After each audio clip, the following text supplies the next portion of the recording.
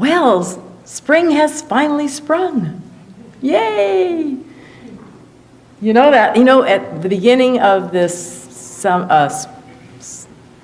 winter season, I suppose what you call here in San Diego, in October when we started getting all the rains, I started recording how much rain we were getting because it had been quite a while since we'd had any significant amount of rain, and I wanted to see, well, how much are we going to get? And my calendar, I brought it over when I started the new year, brought over the amount that I had carried over from last year and this year. In my house, I've gotten over 25 inches of rain since October with my little rain gauge thing. And boy, can you tell it now. This greenery that we have all around us, and then the flowers and the blossoms and the budding out of everything. One of my favorites is the wisteria plant. And there's one that's just down the street from me, down on Tavern Road. And so, of course, my walks are going that direction, more so than they had been. And I have a little Myers lemon tree that I brought over, from where I was before, and it's in a pot. And it didn't do all that well last year. It had just very few lemons. Oh my gosh, this year, there's so many blossoms on that little tree. It's fabulous. Yes, I'm gonna have lots of good Myers lemons. So to me, this is a signal, and it's so natural for us to recognize and associate this spring and this newness of life with change, with growth. This is what it's all about. Like that wisteria plant. I'm taking advantage of walking down to smell it and feel it and just, there's beautiful clusters, those purple hanging clusters. Because I know in a few weeks, literally, it'll be gone. It'll be, on its way, and something else will fill that space. And so it's important for us, I believe, to recognize that life is about change. It's about growth. It's about letting go of the old and reaching and forward and grasping the new. I loved Alan Cohen's book that we were playing with last month so much that we're playing with it again this month, A Course in Miracles Made Easy. And it talks about the way that we can strengthen and how we can master the journey from fear to love. That's all it's about, is how can we as human beings go from this inclination that we have of fear into love? How can we do that all the time? Because that fear is a product, of course, of the ego, edging God out, feeling that we have to do it all, and that we're separate. And we're separated from our source, from our love, from our wholeness. And what a horrible way to live. I mean, that is scary. When we're separated from our source, from our love, from our God. And so we are going to that distance of the short space in time from our hearts and our heads, knowing that this love is guiding us, leading us all the time. And yes, life happens. Things happen in life that we didn't have on our agenda, that we didn't choose consciously. And when we remember the love that we are, this infinite love that is right here within us, guiding us, leading us, coaxing us, nourishing us. When we remember that, when we come from that space, guess what? Yes, things change. It's okay. It's like the pond that's by my house now. It's water off a duck's back. I can handle this. I'm capable of it. I'm ready to go with the flow of life. That's what love gives us. It gives us that push, that assurance. Like Reverend Hammond said, was it a couple weeks ago when I was telling everyone how I'm leaving my insurance job and going to be releasing that soon. And he said, Gay, you're going from insurance to assurance.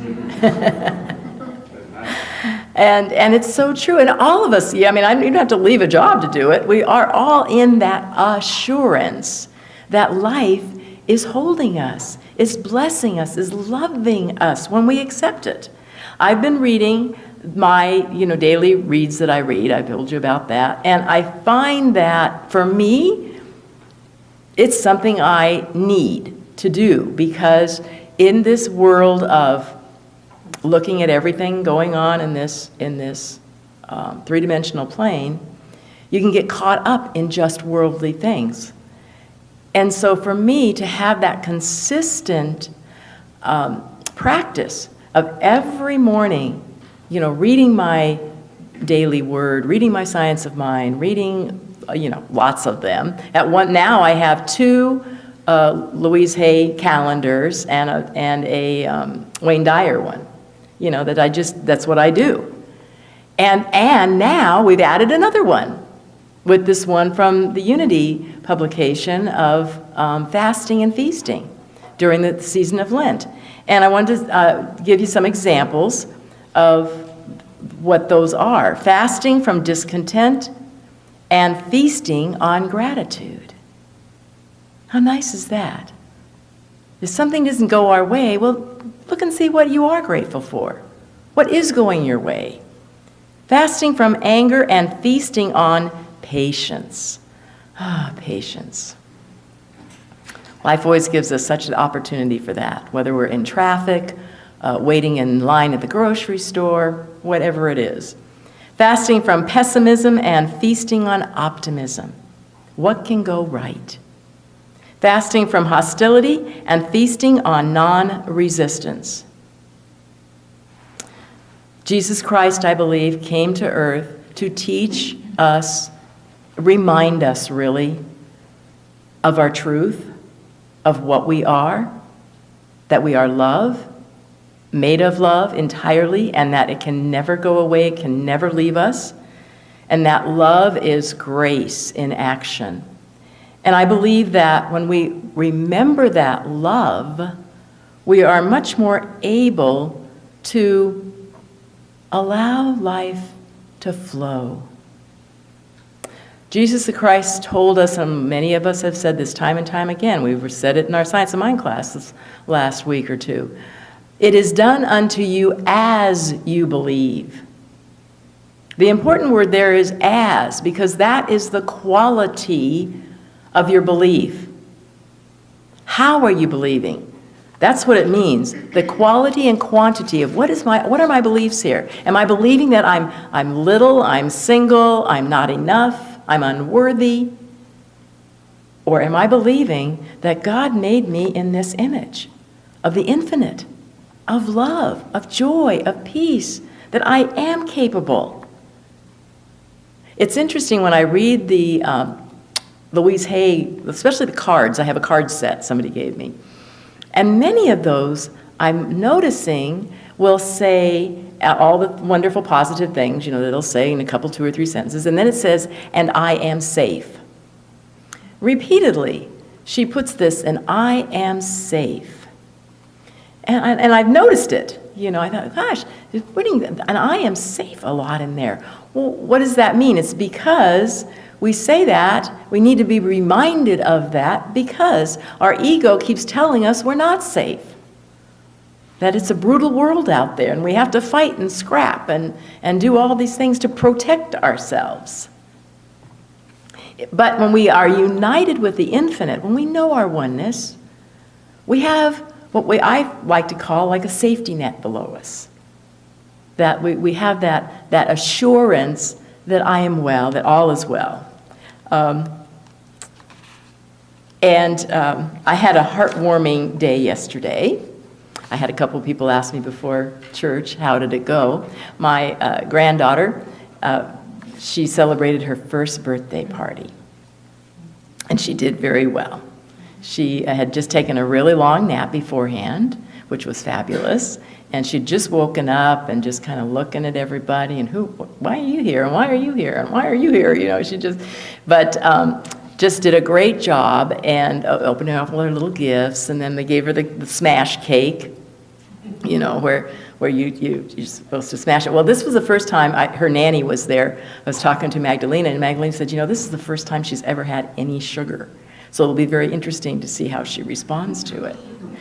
But it was interesting because they put it in front of her, and she of course started feeling it. Well, and of course she just started smacking it and smacking it and smacking it and flinging it and flinging it. And they literally had to take a little bit of it and put it in her mouth. She didn't even try it. She didn't seem like she was that all impressed with the flavor of it. She was just wanting to fling it. And the parents started up really close to her, and as she started going more into it, they got further and further away as she was flinging it. But we look at the little ones, the babies, the children, and we recognize that innocence. And when we read the Course in Miracles, it so much talks about all of us still have that innocence within us.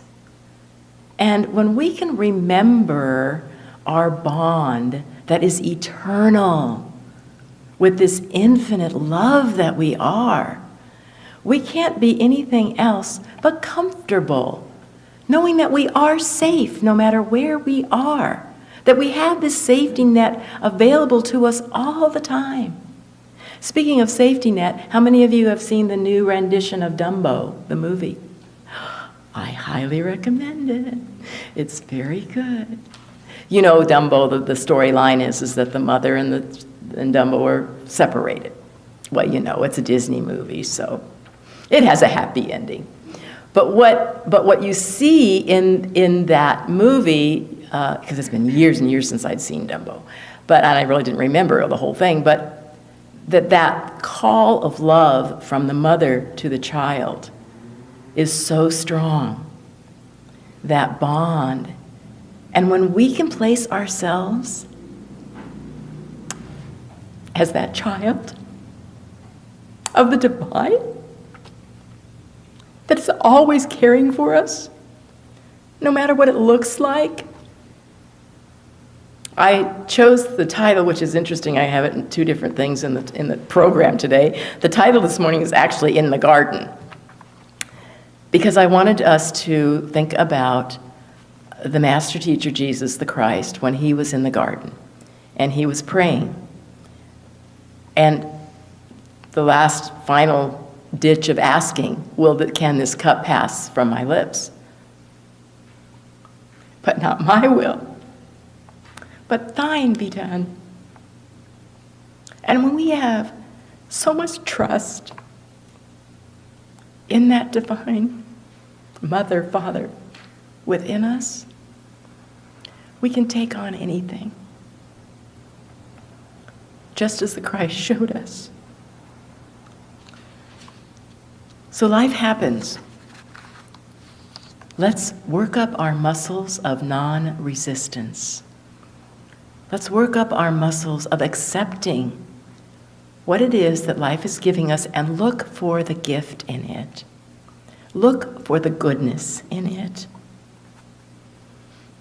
When we do that, we are increasing, bolstering up our spiritual muscles, which is what we are, a spiritual being. And then as we do that from within, the exterior and the conditions and all the effects of our lives will flow from that sureness of what we have from within us. So allow yourself to, whatever is happening, say, wow, this too is good. This too is God. As Emma Curtis Hopkins says, and I demand to see it now.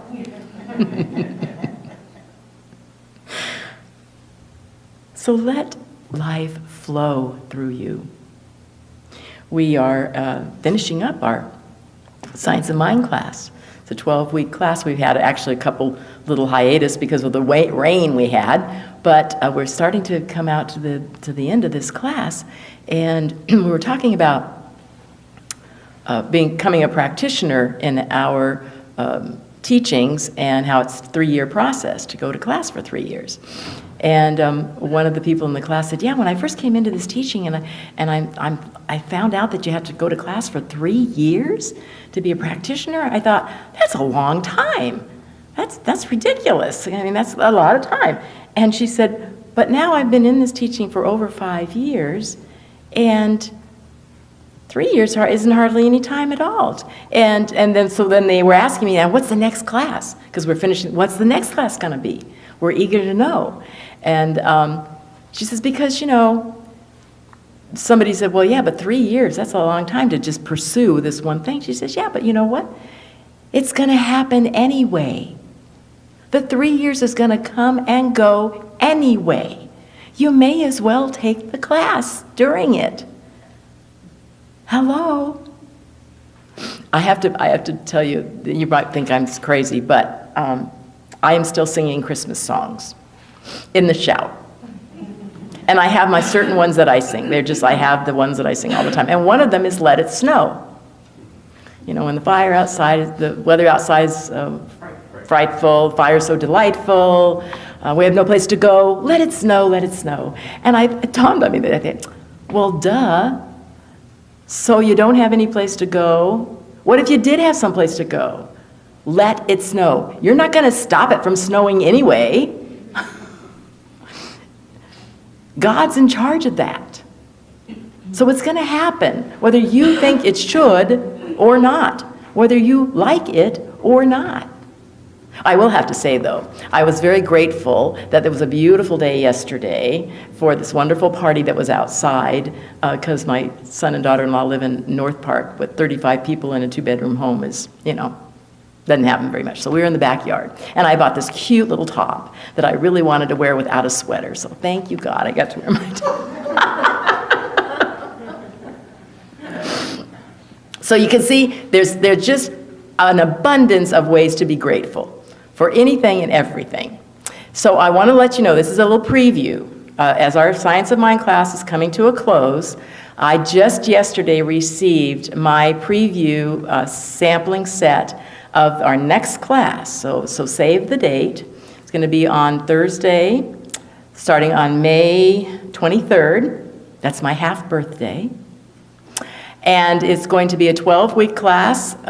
It's an updated version of Stretton Smith's 4T program. It's based on the 12-step program that many of us are familiar with, but this is an updated version. And so you'll get a book, you get a workbook, and you get 12 CDs for $65. And it's a 12-week course, and then you tithe your time, talent, and treasure to the church during that course. And it's a really rich course. There's a lot to it because he brings in all those elements of your time, your talent, and your treasure. And so I don't have the sign-up sheet out there yet, but there will be one soon. Put it on your calendar, save the date to sign up for this class, because it will be transformational for you. I took it in 1998. And when I pulled out my book and I was reading all the things that I had underlined, which was a lot, I thought, wow, this stuff is good. It's really the course that most of the other ones since then, Mary Manning Morrissey, the Keys to the Kingdom, they are kind of copycats of this one. And so I'm looking forward for us to all find out what is in store for us, what is for us to learn, to reveal as we go through this new process in life. It's going to happen anyway.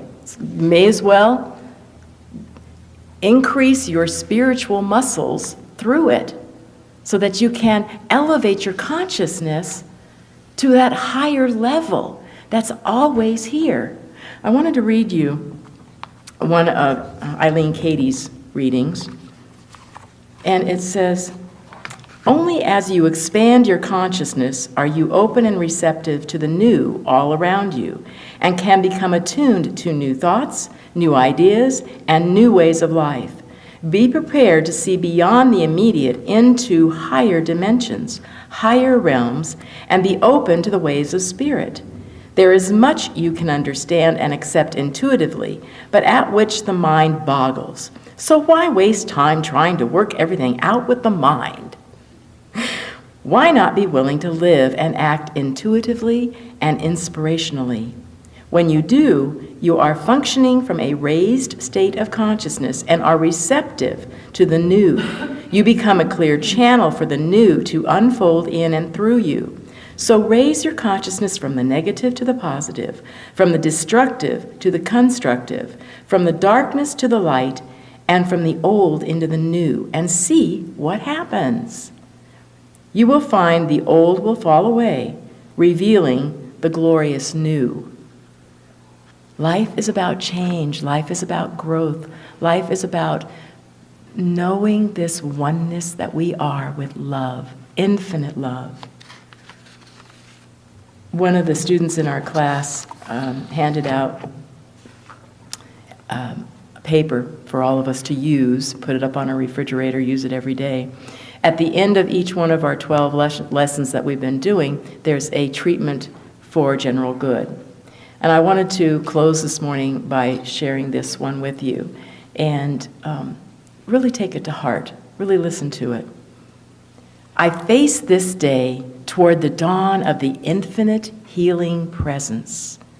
I recognize it like the sun coming over the hills in an ever-growing sense of warmth, light, and life. As I share the sun's rays by placing myself where they can play freely upon me, so I now place myself in the attitude of receptiveness to the infinite healing presence whose activity I welcome. I bathe my consciousness in its steady, serene, healing rays. I relinquish all personal struggle and effort, allowing myself to be played upon by that which is bringing healing and fulfillment in its invisible rays. And it is so. Can't you just feel that? Feel that beautiful, healing, loving source of energy of the rays passing through us, filling us with that light and that joy and that peace? That's what life is about. Then we are available to be this infinite being in physical form, to do what needs to be done by us and only us, to say what needs to be said by us and only us, to live this life that we are here to live as only we can. Do it in glory. Do it fabulously, as I know you can. Go for it. Do your homework. Do your reading. Do your prayer work. Go down and smell the wisteria. Take advantage of everything that this life, this day has to offer, because tomorrow will be something new. Namaste.